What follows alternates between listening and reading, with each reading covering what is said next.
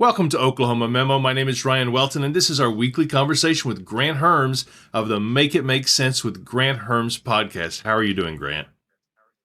I'm good, Ryan. It's been a heavy week, but I guess Happy New Year because I haven't talked to you since before the Yes, holidays. Happy New Year to you. A start, new beginnings. I love the start of the new year. However, as I mentioned to you before we recorded, probably the heaviest week since 2021 in January, and before that, since the summer of 2020 in George Floyd. And again, Minneapolis is at the center of our conversation.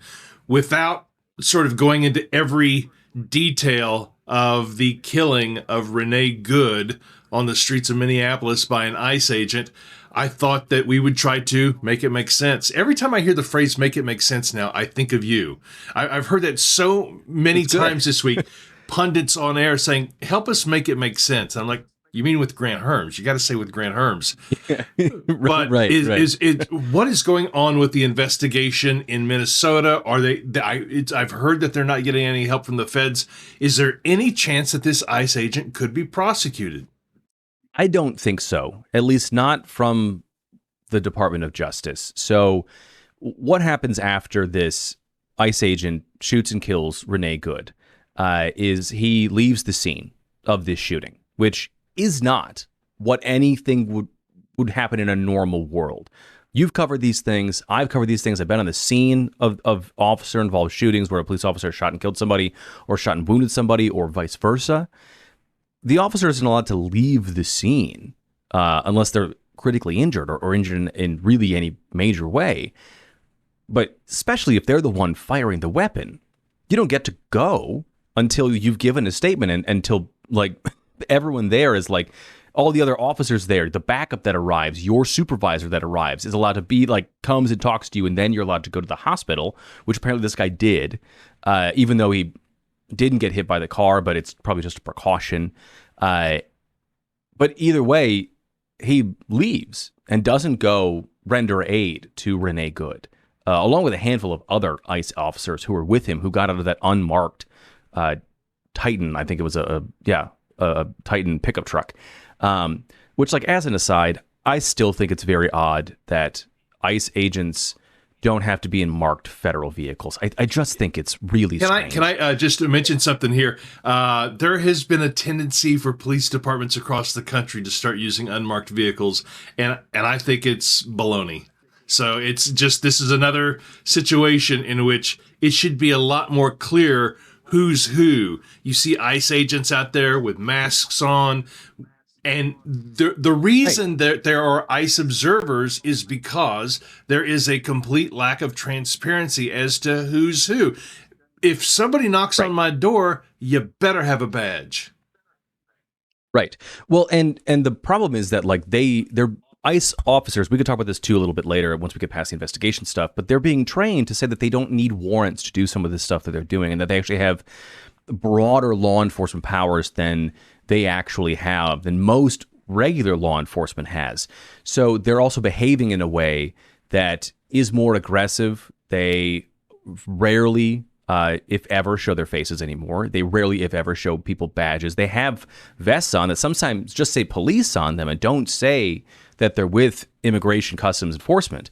So that's another thing in itself. But then we saw over the summer as well that people were just buying body armor and gear that looks like an ICE agent, and we saw a rise in people pretending to be ICE agents going door to door in minority communities, terrorizing people. So you would think at some point the DHS would change its tactics and the look when it comes into a neighborhood, but I guess not.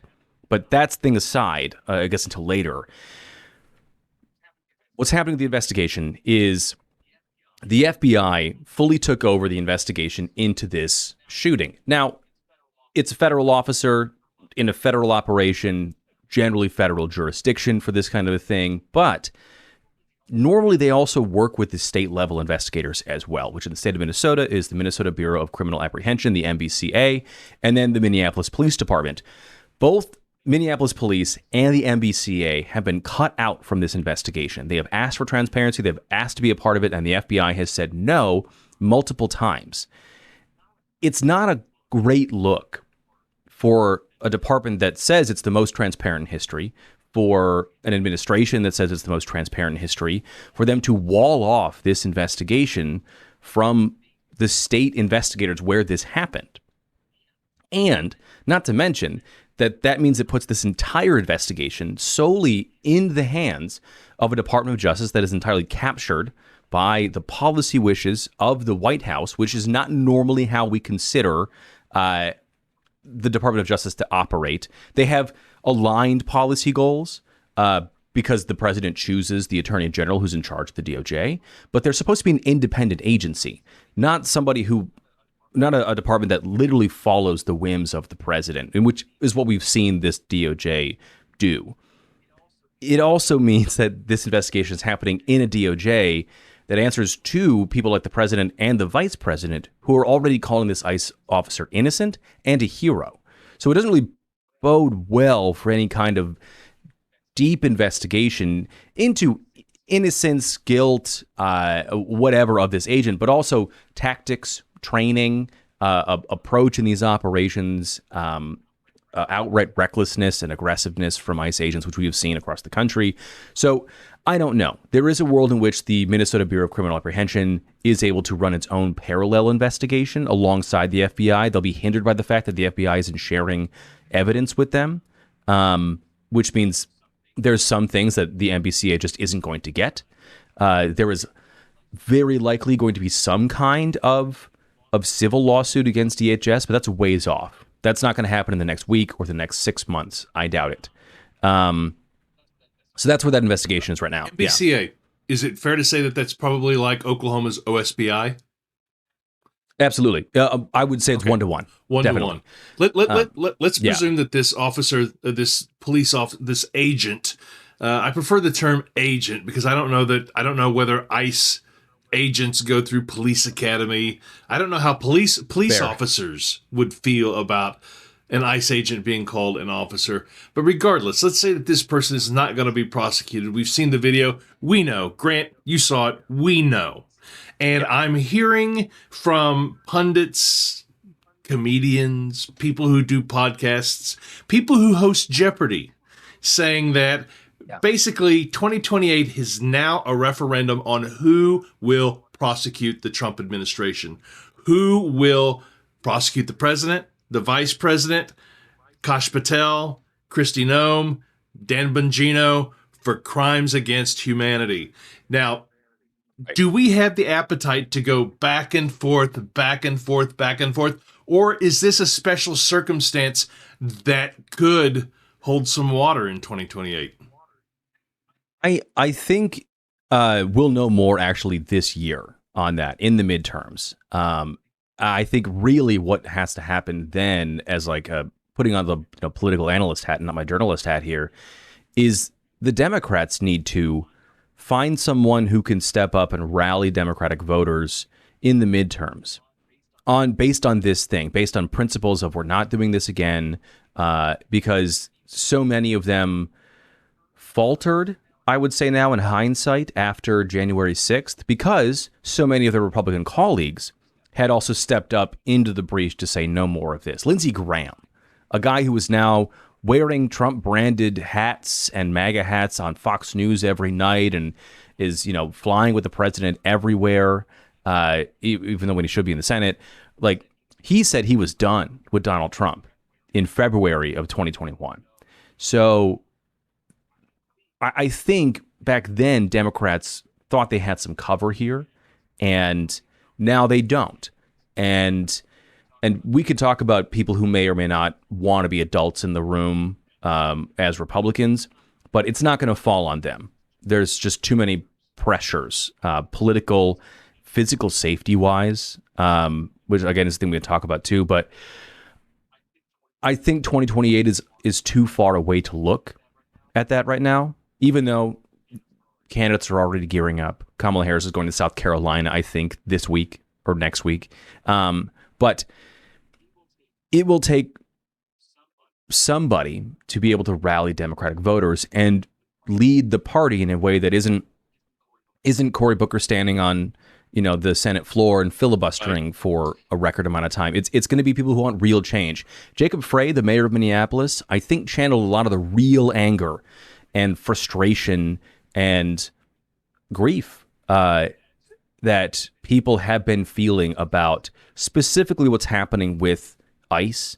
There was just new polling out this week from YouGov and Cliques that show support for abolishing ICE is at its highest level since it started, which ICE is also not a very old agency. It happened after 9/11, after the Department of Homeland Security, which is also a very new agency compared to the other agencies, because that was also created after 9/11. So it's not a super long history. Most people who are polled in these things were alive before it existed. So right now, the support for it is as high as it's ever been. It's still, at 42%, but only 50% of people oppose abolishing ICE, which is kind of a wild number when you talk about how supportive Americans are broadly of law enforcement in general. And then the deportation raids, they're underwater by like 19%.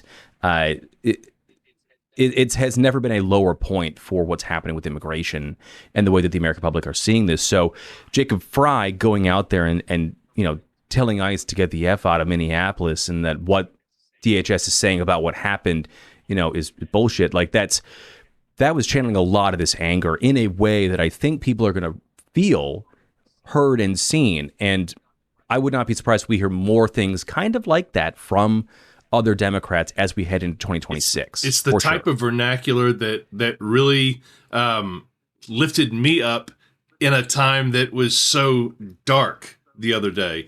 Channel my fellow Oklahoma Cityans who host the I've Had It podcast. It's something that I would have expected them to say. It's communication 101. And when I see candidates like Kamala Harris or Cory Booker or any of the regular suspects, I think of people who just want it so bad. And we need less of want it so bad and more of compelled to run. There was an interview, Grant, with Jesse Ventura, former Governor Jesse Ventura, where he said, "You're going to make me have to come out and run for governor again." Precisely. Right. That's right. What we need is to stir up enough anger in folks that it causes good people to have no choice but to run for office. I also think too, when we talk about watershed moments, this week might be one of them in terms of Democratic leaders finally seeing, and not all of them, and not the usual suspects, the way you talk about them, but people who want to be leaders or are leaders are finally going to say, we can be mask off about this stuff too. If the Trump administration is going to behave the way that it behaves, which is not even just not politically correct, which is sort of a loose cannon Russian roulette kind of a thing, then Democrats have decided to behave this way. And people, I think reasonable people, can disagree about whether or not that's good for political discourse in America. I would argue that at least we would be, as a nation, arguing on the same rhetorical plane. We're not pretending that, we're going to offend someone. I think Jacob Frey was on CNN and said, I'm sorry if I offended their Disney princess ears. Like, I think at the very least, we are on the same level of speaking at that moment. And it's not maybe what we consider political norms, but nothing is right now. And so I think, to the point that we were talking about earlier, or just a minute ago, the Democrat who can figure out how to do that and do that effectively, as well as do the other political things that are like raising money and shorting up votes and those things, that's the person who's going to emerge as someone really to watch over the next 2 years. And that's when we can have a conversation about 2028.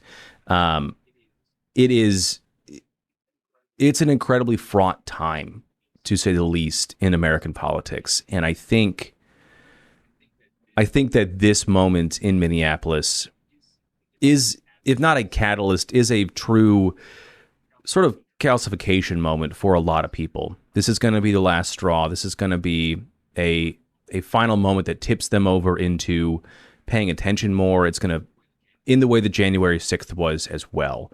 And it's going to, I think, be a real problem for Republicans going forward, because they're going to have to answer for a lot of these things because they have stood by an administration that's allowed this to happen. Because this didn't just come up from nowhere. This isn't just one guy. We can talk about this in a second too, but yeah. So that's 2028. We got 2026 midterms. And of course, for the folks in Oklahoma, the people who are running, the incumbents, they're going to win. So, however, for the people who are in office, and I've seen evidence of this with Senator Langford and Representative Cole, they exercised, now it was on the Senate side, but they exercised some muscle this week. I have to admit, I don't know how Langford voted on this, but the War Resolutions Act basically saying that the president can't just go off and attack Venezuela. Congress appears to be flexing a little bit of muscle here. Yeah, and they just, the House just bucked the president and GOP leadership under Speaker Mike Johnson to push through the Affordable Care Act subsidies to the Senate, where we don't know if that's going to pass the Senate or not. John Thune has been more willing to buck the president than Mike Johnson, so we'll see what happens there.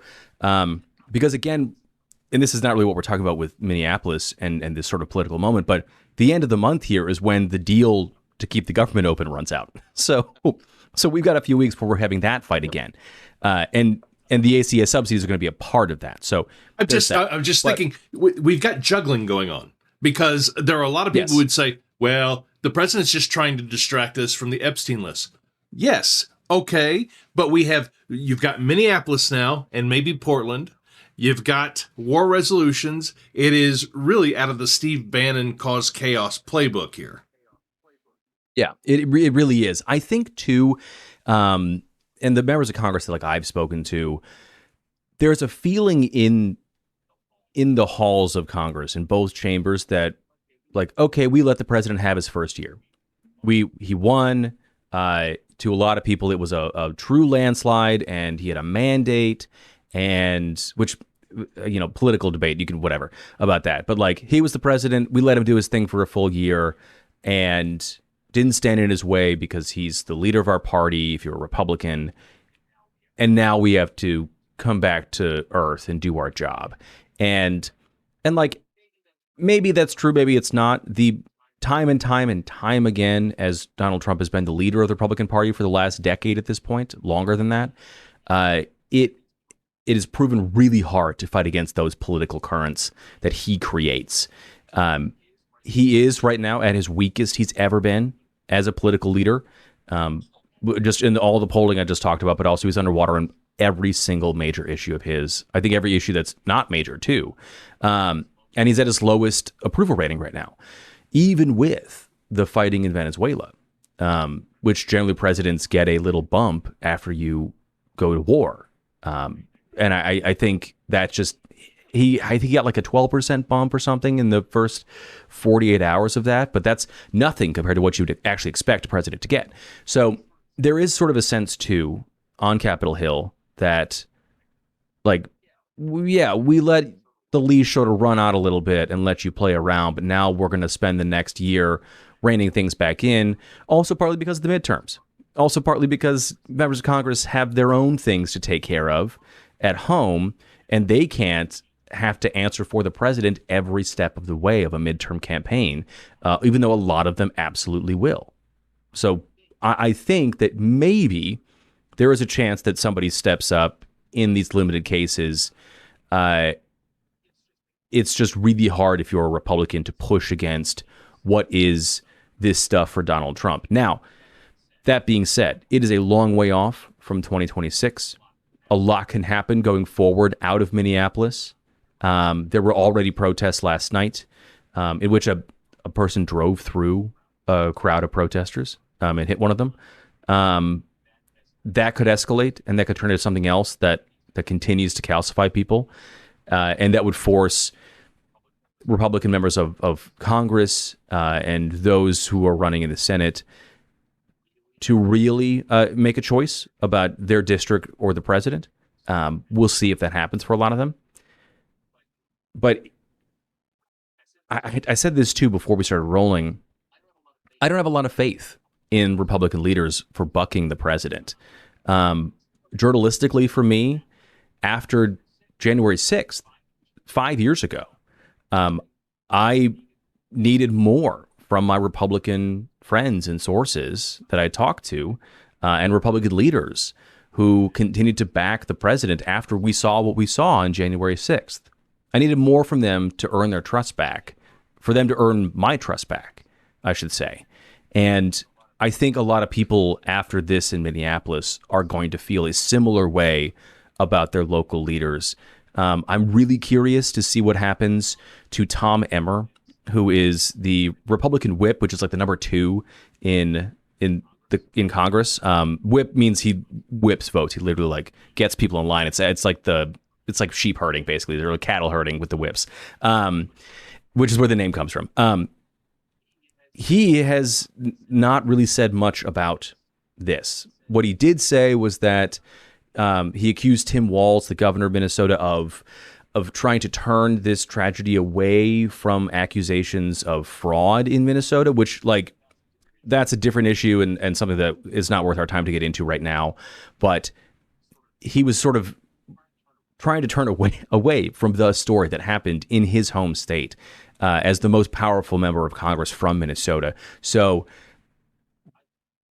what happens with him will be interesting because he might be sort of a canary in a coal mine of people who have power in Congress and a direct connection to this thing in Minneapolis. We'll see. So I want to make sure that people watch your videos this week. Make it make sense with Grant Hermes. You talked about Venezuela, but there was a video that pertained to Minneapolis that really caught my attention. It was a short where you talked about the snowball being thrown. And I remember there was a professor at OU, Gordon Drummond. He's like 85 years old and he still coaches soccer for Norman High. But this guy used to talk about diplomacy and talked about how wars in the 1800s could happen because somebody dissed somebody at lunch. It's weird how diplomacy worked. And it's you pointed out a moment in history that was ignited by the throwing of a snowball. So we never really know which of these tiny moments are really huge moments. Right. And like for the listeners who don't know what you're talking about, after the shooting of Renee Good, as ICE was leaving this neighborhood, people started throwing snowballs at ICE, at the agents, at the vehicles, which, like, on one hand, I'm from Minnesota. Like, it's a very Minnesota thing to do. Like, it's like only in a place where it snows for like it's 7 the months of the year, it's whatever, the equivalent right? of Philadelphians throwing beer or batteries at you. Right. Right. Exactly. A little nicer. Yeah. It caught me because, for those of you who don't know, the Boston Massacre was started by a snowball. The British private named Hugh White was standing on the corner outside the Customs House in Boston. He was approached by a group of angry, probably a little drunk, young colonists, and they started taunting him and shouting things at him. And then there was some pushing and shoving as they got a little closer. And then somebody somewhere whips a snowball at Hugh White, and he calls out for help. And what happens in the aftermath of that thing is the Boston Massacre, which is, in 1770, the first shots, essentially, of what would become the American Revolution. And in a moment that felt so, I keep using the word calcifying, but like in so much that so many people were shored up around this thing, that they've made up their minds, it seems, about what the Trump administration is doing on immigration, to have that then also be followed by this snowball thing. Just the parallels of it struck me. There's a George Lucas, the guy who made Star Wars, quote where he says, "It's history doesn't repeat itself, it rhymes. It's like poetry." And that's what this felt like to me. And so it's really interesting. And then we also haven't seen anything yet to, we mentioned Portland, but we don't know how the Department of Homeland Security or the Trump administration is going to respond to anything. They may try to push escalation. the governor of Minnesota, Tim Walz, has already given the Minnesota National Guard a warning notice, basically meaning, hey, we need you to be ready to go should I call you up. It seems like he's getting ready to try to outmaneuver the president from federalizing the National Guard of Minnesota. They're going to be sending people to do door-to-door knocks in Minnesota. The vice president said that, which, like, that's just going door-to-door to look for people who might be undocumented immigrants, is a recipe for a lot of interactions that could go very badly for federal officers. Do that in Texas. Exactly. I mean, I, as a reporter, have gone to people's doors and had guns pointed at me. I had a guy shoot through a door one time. People do that. And in a world in which these agents had their faces covered and they're not showing badges and they're acting incredibly aggressive and they're fully armed, like, man, I don't know. There are a lot of people, especially a lot of people I know in Oklahoma, who wouldn't open the door for that and Not would, a chance. would meet that peephole with the end of a Glock. Like, it's a real thing. So there is something else that could happen here. And that actually brings me to this other thing that I want to talk about too, is that in what we saw from not just the agent who shot Renee Good, but the other agents around and the agents that followed this shooting, who pointed weapons at a guy who said he was a physician, he was a doctor, trying to go check a pulse so he could pronounce her dead, because legally in Minnesota, only a doctor or a trained medical professional can declare somebody dead, because they weren't actually administering Renee Good any aid at that moment, which would mean that somebody had to have declared her dead, even though legally no one could have. Anyway, what we know about how ICE agents are being trained and recruited and led is really, really interesting right now. So the guy in charge in Minneapolis is a guy named Greg Bovino, which I know sounds like Dan Bongino, the guy who used to be the deputy the director of the FBI. But Greg Bovino was the commander in Chicago, and I'm fairly certain also in Los Angeles, but definitely in Chicago, where another woman was shot and nearly killed, and then charges against her were dropped because she was also accused of attempting to ram her car into ICE agents and into their vehicles. And in that case, ICE agents egged this woman on and had sort of were like, do something, go ahead and do it, and like, give me an excuse kind of talk. And Bovino was hauled into court under two different depositions, and the judge in that case found him to be outright lying about the need for excessive force, or lying about being attacked and therefore allowing for excessive force. And so he is somebody who encourages aggressive and reckless behavior. And then just yesterday, the Washington Post released a brand new story about how much money ICE has been spending. It's about $100 million on recruiting new ICE agents, because they've gotten about 200,000 applications. They've only given out like 18,000 or so job offers of those, but they are targeting gun shows. They are targeting locations that have more extreme right-wing political views. They are targeting extreme groups online. And they are actively fostering a world, according to a former director of ICE, in which they're trying to get these people who are going to be more aggressive and more reckless when they're on the ground. And we have seen over and over again that seems to be the case. When ICE goes into a city, you've seen them smashing windows, reaching into cars, grabbing people, bringing children out into the street. It is overly aggressive tactics. It is reckless tactics that this former director of ICE said isn't needed in 85% of the job, because they're not police. And that, whether police should engage in those things too is a different conversation. But like, they're just enforcing immigration stuff. That's why you often see FBI with them, because the FBI has the ability to do regular law enforcement stuff like that. ICE is this other thing. But we are recruiting as a nation more reckless and more aggressive people, and then being led by people who are looking for avenues in order to be aggressive and reckless. And I think going forward, that's not going to change. And in a heightened atmosphere, and then if you put on top, if they really do go door to door, this snowball moment is just the moment, and then also could metaphorically snowball into something else.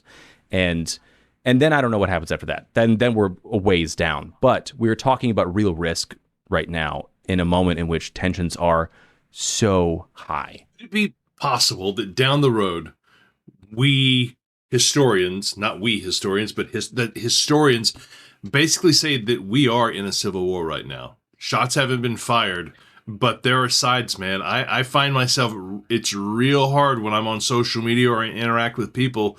Anybody who says to me that, well, you know what, if she had just complied, she would be alive, it's hard for me to give them any benefit of the doubt forevermore. It's almost like, we cannot be friends. We actually cannot interact anymore. You're dead to me.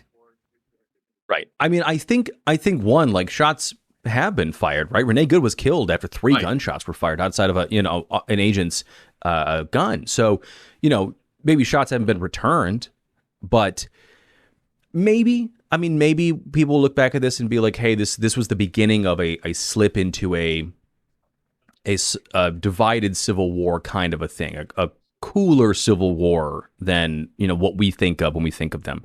But I would agree with you that, like, it's really hard to hear the callousness with which people are talking about the death of another human being. I thought about that in when George Floyd happened as well. That it a lot of excuses for the untimely death of another person, whether you knew them or not, doesn't really matter.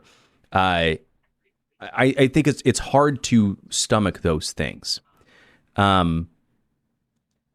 And I also, like you, find myself struggling to meet those people where they are, to understand the kind of knee-jerk vitriol that is, the sort of vileness, the villainousness of that. I think is hard. And to that point, too, to listeners, like, when people say, she should have complied, or the car was moving towards the officer or the agent, legally speaking, that is not a recipe to lose your life. That doesn't give any law enforcement officer the right to draw their weapon or shoot and kill someone. There are numerous court cases going back 50 years, 40 years at this point, that say just because somebody is fleeing does not mean the officer is allowed to open fire. The officer must get out of the way. And then we have 2 recent ones, including one from just last year, where the Supreme Court ruled that these moments have to be approached with objective reasonableness, not just that the officer thought they were in danger, but if they were actually in danger. Their vision of this thing goes into account. But you take the totality of the situation. That was this Supreme Court that decided that last year. And it kind of flew under the radar because there was other stuff happening. But when people say that, like, oh, she should have just complied, or, FAFO or whatever, like, you don't really have a lot of ground to stand on. And is that the morality you want to put out into the world? I personally am not going to do that. Right. It's so at the end of a long day, a long week, sometimes my wife will come in and we'll just sit and chat. And I told her last night, I said, Christy, I'm not sure that we're not the problem. And I don't mean you. I mean us, men. Yeah. It is Sure. unreasonable. It just, it's this machismo. It's Stephen Miller. There's I'll tell you offline, the little pejorative nickname for him. But it's this might makes right, type thing. And that's the problem. And when I see, I watched, not to go off on a tangent, I watched the Miami, Mississippi game last night with Pat McAfee and the bros. There is this culture where we're celebrating this sort of like heightened broness, machismo that was the realm of podcasters in 2024, but that is really just dipping into real life at every turn. And I used to laugh when my sociologist friends would talk about toxic masculinity. I'm like, you know what? That's what it is, man. I mean, it's through a lot of this stuff, and it flows from the president because he also puts out and embodies a lot of that. So yeah, I mean, I don't think that can be divorced from some of these things, and it's now part and parcel to what MAGA is and what Trumpism is. The question is, I guess, then how does that get met? in a political moment, in a social moment, because the people who feel that way about being masculinity, about the toxic and embracing toxic masculinity, happen to be people who wear badges for ICE and are allowed to carry guns for ICE, for us. And I think it's going to be hard for a lot of people to push back against that because, again, they have the guns. Right. And those of us who have identified as center left or even left, we're not all that interested in them. Now, Yeah. We're at the 35, 40-minute mark here, and we haven't even talked about Venezuela or Colombia or Mexico.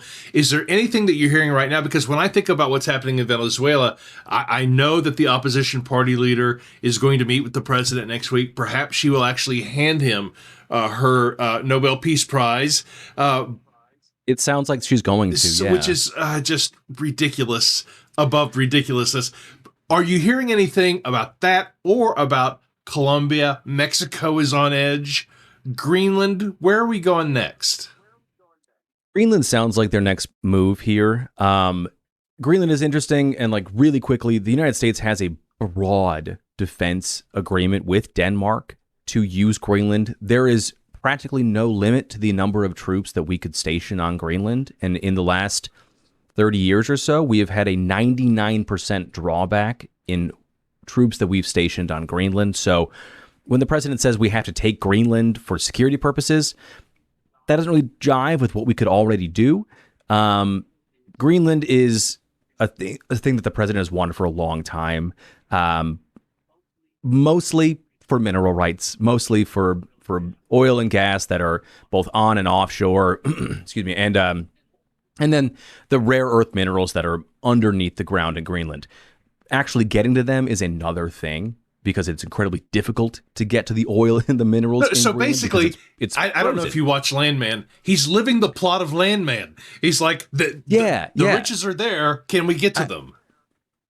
Yeah. And similar thing to Venezuela. There's a reason that Venezuela wasn't pumping the oil that Trump says it could pump. Part of that was that because under Hugo Chavez and then Nicolas Maduro, it fell into massive disrepair because of corruption and grift and graft and mismanagement, so that the infrastructure itself isn't quite ready for that thing. But also the kind of oil that they pull out of the ground in Venezuela is different than the kind of oil we're pulling out, say, in the Scoop and the Stack in Oklahoma and Texas. So there are some actual geological problems with Venezuela and Greenland, but it sounds like Greenland is next, and they might try to take that with force. What happens there is Europe might say, we're done.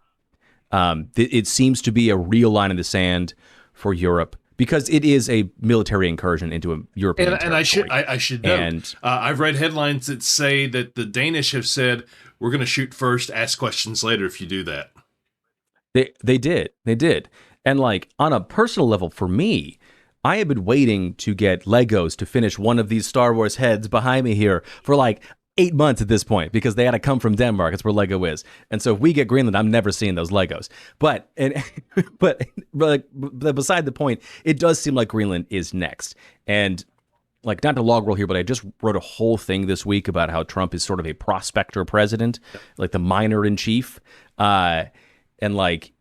A lot of his foreign policy and where he's chosen to spend his time and focuses his time and energy on has been in places in which we are angling to get access to the riches beneath our feet, or his friends can.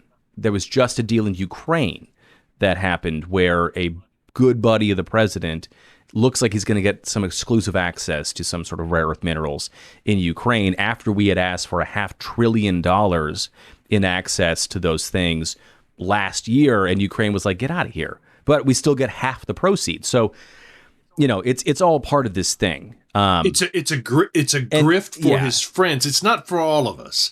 It's not going out to the American people. And what really concerns me at a psychological level is that the president deeply wants to be loved by everybody.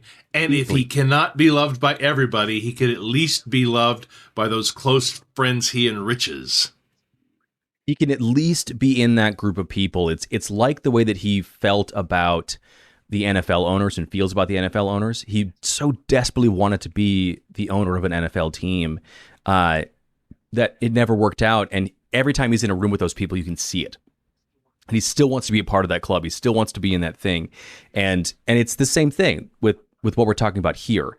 To that end, too, I also had a really, really good conversation with Mike Madrid. He's a former GOP consultant, longtime campaign runner, operative, and one of the smartest people on like Latino voters in the country. But also, we had a long discussion about the history of the United States and the Monroe Doctrine, and I guess now the Don Roe Doctrine, if we have to call it that, and about what this is in the United States approach to the Western Hemisphere, because it has so much to do with Latin America and South America, and this idea of those two regions and continent as being this political football for America and Western Europe, kind of since their independence and our independence as a nation, is really fascinating. So check that out too. It's going to be today's interview in the podcast as well. So when we talk about Venezuela and those things, there's a lot rolled into this. But to answer your original question, Greenland might be next. That's all points. Everything points north. I fear for what's going to happen inside the country if we actually try to do something in Mexico. The cartels don't play. They don't play, and they don't really care about diplomacy or niceties. The Colombian president has spoken quite clearly what he thinks of the president, what's going to happen. Again, I saw Scarface. I know what happens. It's just it's not pretty. Those folks don't play. Well, and it's also, that would be incredibly unpopular. I think if the president wants to send American troops, hither and yon across the world, across the Western Hemisphere, he's going to get a lot of pushback from members of Congress. He's going to get a lot of pushback from the American people. He might get pushback from the military. And not that people would be disobeying orders left and right, but a lot of maybe slow walking from North Command or CENTCOM or Southcom. A lot of things that would give the United States time to change course. And because wars are unpopular. These kinds of wars are unpopular. And the president promised he wasn't going to get into wars either. So for the America First crowd, it's a big reason why he was elected. And those wars, really, when you see the pictures in Minneapolis, those wars can be happening unnecessarily at home too. It's just also very unpopular. And Grant, I appreciate you talking to me on just what has been a very heavy week. It felt good to talk a lot about this. I remember when your wife once said, having Grant around is like having the smartest guy in the room. I really appreciate that. I remember that it was before y'all were married, by the way. So it was sort of like, oh, well, yeah. But I really appreciate it because it helps me put it in perspective for those folks who aren't familiar, who are stumbling on this for the first time. Well, welcome. You're 45 minutes into this podcast, but Grant is a national podcaster and journalist who runs Make It Make Sense with Grant Hermes. You can usually find it with Mims Pod. And this week, the focus on Mims Pod has been Venezuela and the prospector in chief. And by the way, compliments on the graphic. You made Trump really look like a prospector. Also Minneapolis, which is a story that's developing. Seeing their press conferences coming up, update from Minnesota officials. Friday is always a crazy news day for folks who follow the news who haven't figured that out. There's the Friday news dump, and who knows what could happen over the weekend. There are going to be more protests, but I can't encourage folks enough to really get connected, whether it be on Substack, YouTube, wherever you get your podcast with Mims Pod, and Make It Make Sense with Grant Hermes. Thank you so much for really helping it make sense. I'm trying, but it's always good to be here, Ryan. So if you haven't signed up for Oklahoma Memo, you got a chance to do so. OklahomaMemo.com/subscribe. It's kind of crazy. It took me a year to get to 1,000 subscribers. It took me 8 days to get to 1,200. It's very weird how that works, but we're doing something right, and it's a very, very important time. So thank you for watching, subscribe, hit the bell for notifications, and if you're listening to this on podcast, leave a 5-star review so that the algorithm lifts us up, boosts us for other people to discover.